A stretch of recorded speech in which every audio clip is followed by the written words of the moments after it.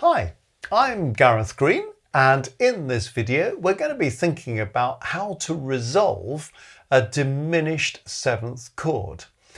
Now, if you're not entirely happy about diminished seventh chords, you might want to have a little search elsewhere on our channel to find a video that's going to explain all that to you. But let's have a quick recap. Basically, it's worth thinking of it this way. Any chord that is a pile of minor thirds or their equivalent is a diminished seventh chord. There's a bit more to it than that, but if you see minor third, minor third, minor third, minor third, or you see minor third, augmented second, it sounds the same as a minor third, even though it looks different. But there we are. If it's a pile of minor thirds or their equivalent, it's a diminished seventh. If you want to key reference a diminished seventh, then think of it as a chord that's built on chord 7 of a key. Okay, so if I'm in the key of C major, then chord 7 is going to be this. Okay, so there's my chord 7. It's a B, D, F. 1, 2, 3, 4, 5, 6, 7. If I want to turn that into a diminished seventh, well, let's have chord 7 again. And then let's add an extra minor third on at the top. So a minor third above the last note, that F, is A flat. So I had chord 7, B, D, F. Now I've got a diminished seventh, B, D, F, A flat. And that is a diminished seventh in the key of C. Okay, so diminished seventh in C. Now, it's the same chord whether you're in C major or C minor. So it works for both of those keys. But that's how you would key reference a diminished seventh. Okay, now, when we want to resolve a diminished seventh, which is what we're focusing on here, then the outer notes are the key issues. The B at the bottom and the A flat at the top. Because what they want to do is to pull inwards. The A flat pulls down, the B pulls up. So that A flat at the top comes down a semitone or a half step to G, and the B at the bottom pulls up a half step or a semitone to C. That sort of effectively means that these two notes in the middle are going to be squashed into this note, E, or it could be E flat. So if it's C major, it's going to be C, E, G, and if it's C minor, it's going to be C, E flat, G. So you can kind of hear this. If I play the diminished seventh chord, and I've got B and A flat, can you hear A flat, G, B, C? That's the C major resolution with the C minor resolution. A flat, G, B, C. So that's how the resolution works. Okay, now it may be that you happen to bump into a diminished seventh chord where you're thinking, well, I sort of know this is a diminished seventh chord, but there's something funny going on because not all the intervals are minor thirds. If you notice the chord we've written, they are all minor thirds. B to D is a minor third, D to F is a minor third, F to A flat is a minor third.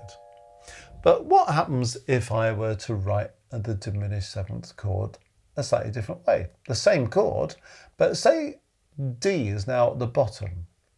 So I've now got D, F, A flat, and I've got my B natural sitting at the top of it. So I've got D, F, A flat, B. Well, can you see D to F is a minor third, F to A flat is a minor third, so that's all great. A flat to B natural is an augmented second. Now, what this is telling you is if there's an augmented second in your diminished seventh, then you are in an inversion. Now, you don't have to worry about which inversion you're in. You can always calculate it by saying, well, how do I reorganize this chord so that it's in root position. So you look at that D, F, A flat, B, and you think, well, I've got an augmented second. So let's move it all down one, B, D, F, A flat. And then you think, oh, they're all genuine minor thirds now. So if B, D, F, A flat is the root position, that's what tells us it's a diminished seventh in the key of C, from what we learned a moment ago. And therefore, if it's D, F, A flat, B, well, my diminished seventh is now in first inversion in the key of C. So do you see how this works?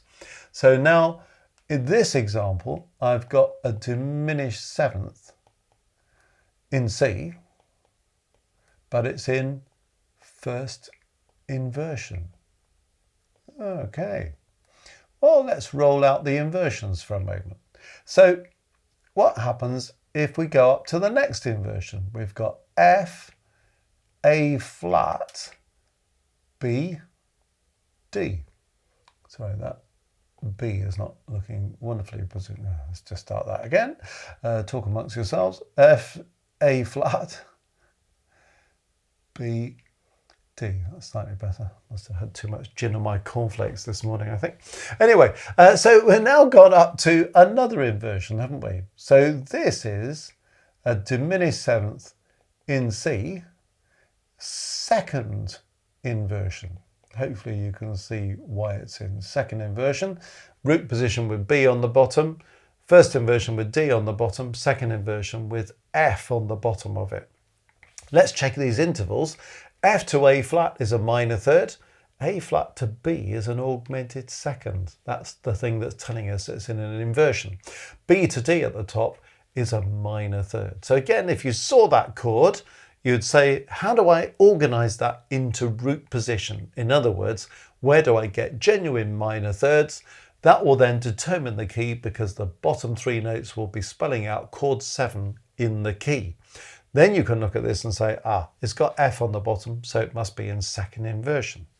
Because it's a seventh chord, of course, we have an additional inversion. So how about if A flat is on the bottom? A flat, B, D, F.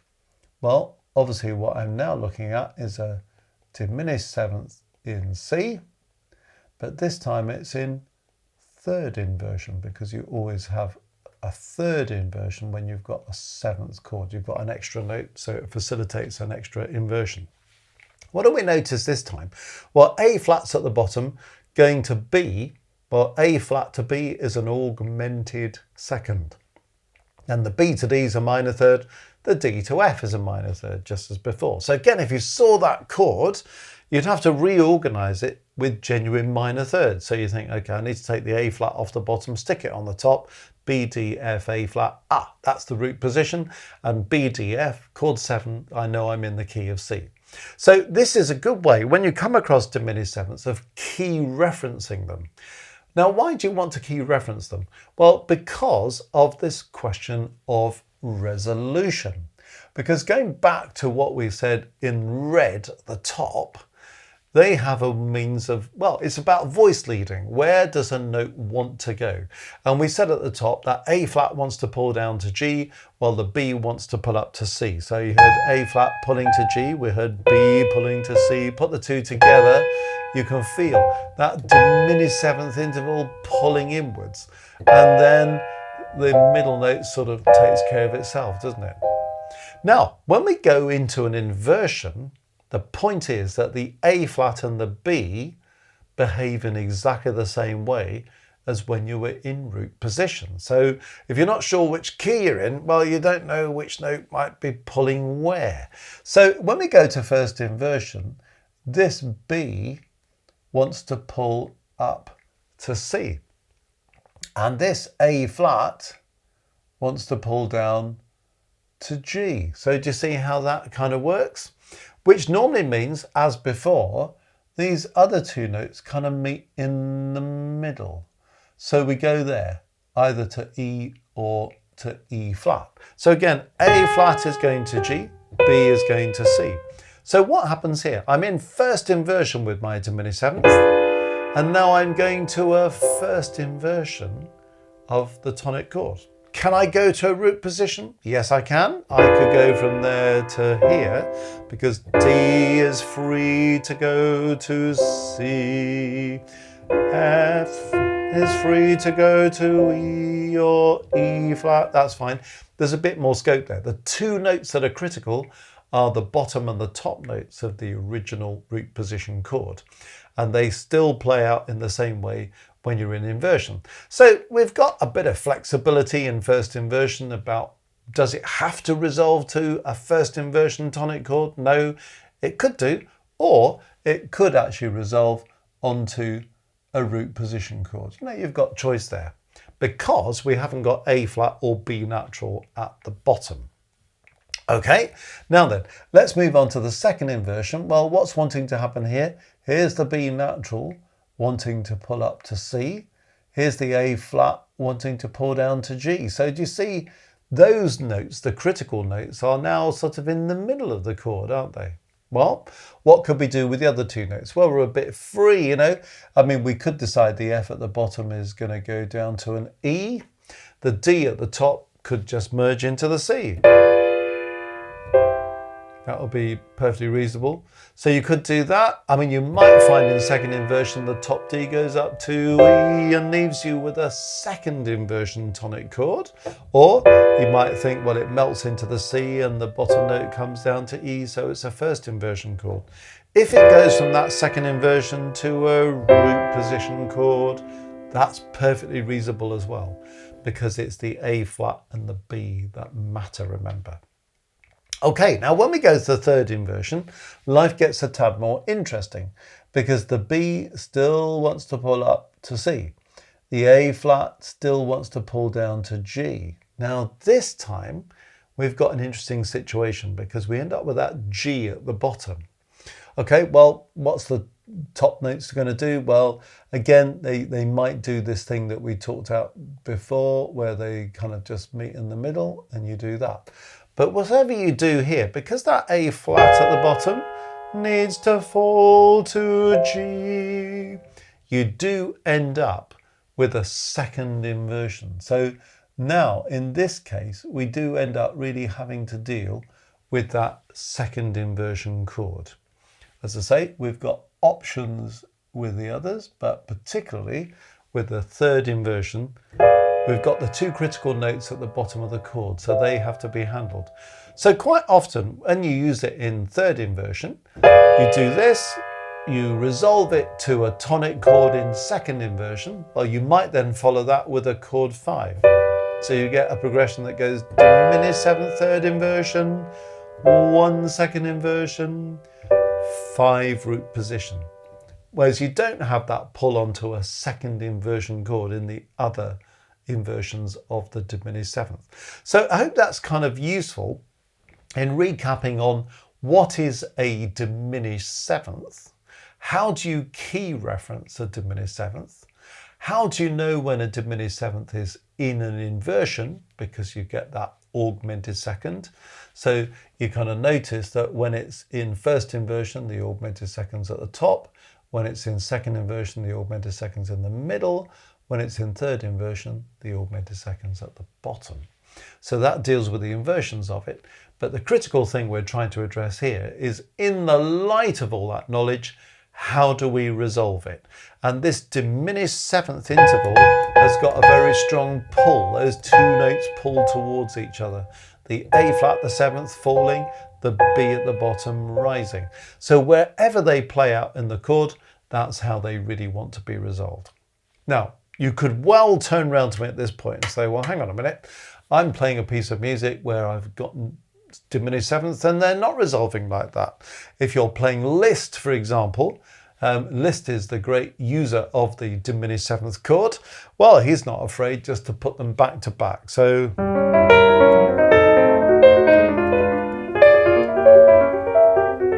that's from Liszt. And he's just got diminished sevenths, diminished sevenths, diminished sevenths, diminished sevenths, all in different keys.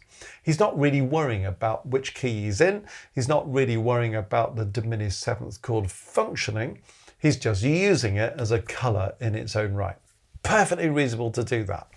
What I'm talking about here is when you want to use a diminished seventh in a piece of music and you want it to function in a conventional way. Because what is happening, and people are telling me about this all the time, I'm trying to use a diminished seventh in my song and it just sounds rubbish. Often there's nothing wrong with a diminished seventh, but it's not resolving properly. Partly because we're not entirely sure which key it's in, so we don't know which chord is following. We're not moving to a tonic chord because we don't know which key we're in the first place. Partly sometimes because we've done the spelling of the chord wrong. You know, we've used G sharp instead of A flat. That's perfectly reasonable, but it just means if you use G sharp instead of A flat, it will be a diminished seventh in another key. It will actually be a diminished seventh in the key of A, major or minor. So the spelling of notes matters. So people are bumping into these kind of problems, not working out which key they're in, therefore not knowing which notes want to resolve where. But you can resolve these in other ways. You can do the list thing if you want, where you can put them back to back.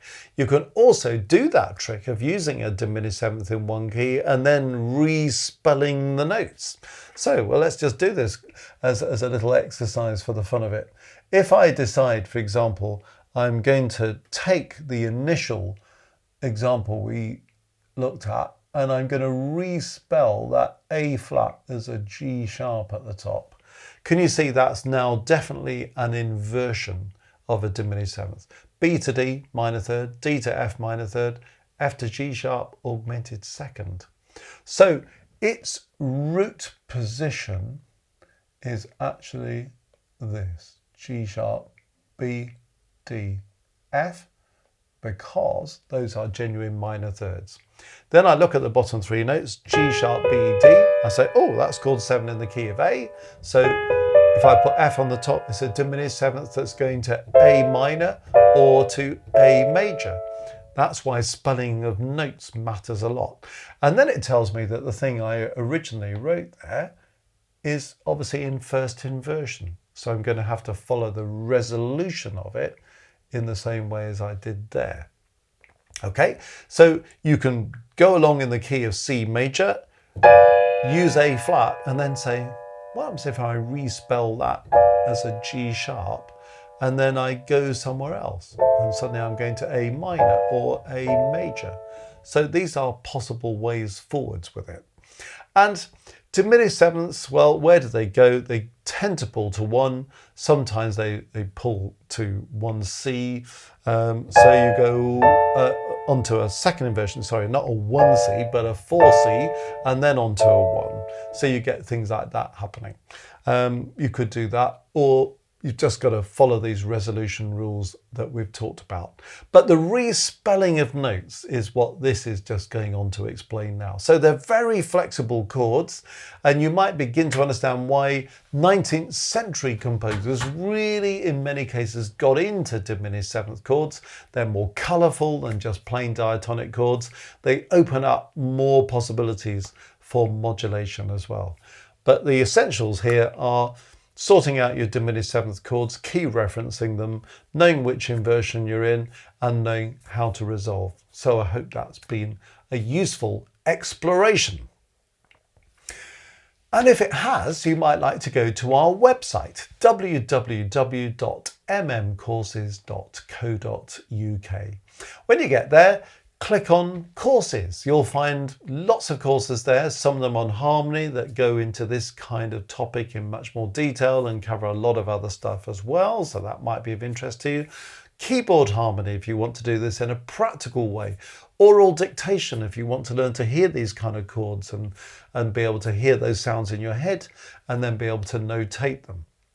Or if you're wanting to read music and just by looking at it, knowing how it sounds. So all sorts of things, courses in analysis, lots of things for you to have a little look at there that might be of use. While you're on the homepage, also click on Maestros, where you have an opportunity to join our international community at Music Matters. Level 1 comes with some exciting little perks and is a kind of support level, if you like. Level 2 comes with all of that, plus access to a monthly live stream where there's a lot of teaching input and you can ask questions. There's a live chat running, and we cover topics that members are requesting. So that's very kind of tailor-made, and you get to share views with other people as well, which is great.